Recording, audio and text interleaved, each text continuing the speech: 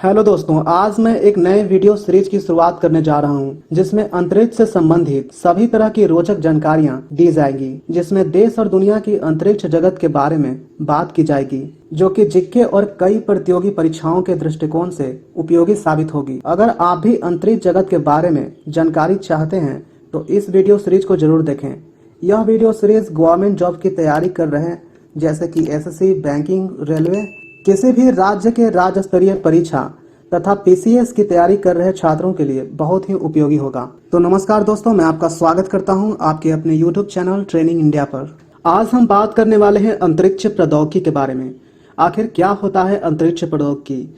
तो आइए हम इसके बारे में समझते हैं। वैसा प्रौद्योगिकी जिसकी सहायता से अंतरिक्ष में होने वाले उड़ान कार्यक्रम, अंतरिक्ष में स्थापित किए गए उपग्रह या स्पेस स्टेशन और अन्य अंतरिक्ष अनुसंधान के कार्य करते हैं, तो हम उसे अंतरिक्ष प्रौद्योगिकी कहते हैं। ऐसा कोई भी चीज जो गुरुत्वाकर्षण के ऊपर है तो उसे अंतरिक्ष कहते हैं।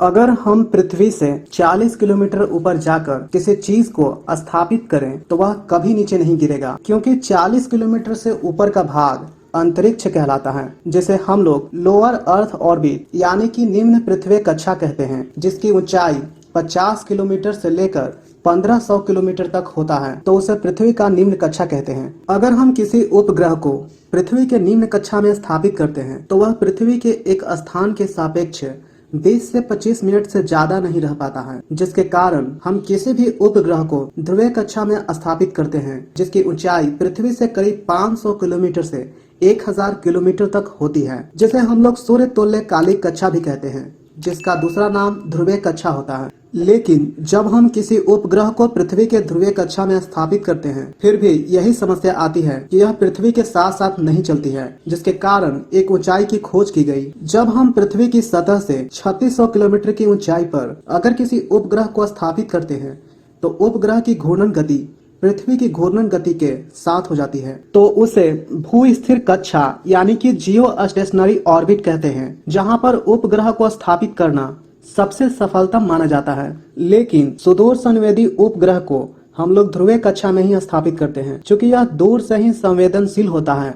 इसलिए इसका कार्य यह होता है कि यह कुछ देर पर जिस जगह का फोटो लेने के लिए भेजा गया है वह फोटो लेकर भेजता रहे। आइए दोस्तों, अब हम लोग समझते हैं कि सुदूर संवेदी के कार्य क्या हैं। तो पहला काम है कि इसके उपयोग से हम लोग संसाधनों का पता लगा सकते हैं, खदानों का पता लगा सकते हैं।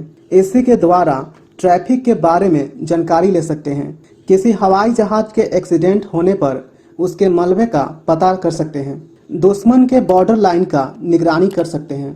IRS यानी सुदूर संवेदी के उपयोग से ही हम बाढ़, सुखाड़, वन तथा फसल के निगरानी तथा जानकारी लेने में सक्षम हैं। भूस्थिर उपग्रह के उदाहरण जो पृथ्वी से 3600 किलोमीटर पर स्थापित किए जाते हैं वह इस प्रकार हैं। इनसैट यानी कि इंडियन नेशनल सैटेलाइट, जीसैट यानी कि जियो स्टेशनरी सैटेलाइट। भूस्थिर कक्षा में कुछ स्पेशल डिटेक्टर सैटेलाइट भी स्थापित किए जाते हैं, जिसका उदाहरण इस प्रकार है: कार्टोसैट, मैटसैट, एडुसैट इत्यादि। कार्टोसैट का उपयोग हम भूमैपिंग यानी कि नक्शा के लिए करते हैं। मैटसैट का उपयोग मौसम की जानकारी के लिए किया जाता है और एडुसैट का उपयोग शिक्षा के विकास के लिए किया जाता है। तो दोस्तों, आज के लिए बस इतना ही। इस सीरीज के अगले वीडियो में हम बात करेंगे कि किसी उपग्रह को अगर कोई दूसरे ग्रह पर भेजना हो तो उसके लिए कौन से प्रक्षेपण यान का इस्तेमाल किया जाता है तथा उस उपग्रह में कौन कौन से उपकरण लगे होते हैं।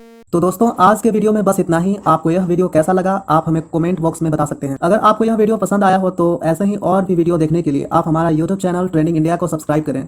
अब मिलते हैं बहुत जल्द अगले वीडियो में, तब तक के लिए जय हिंद।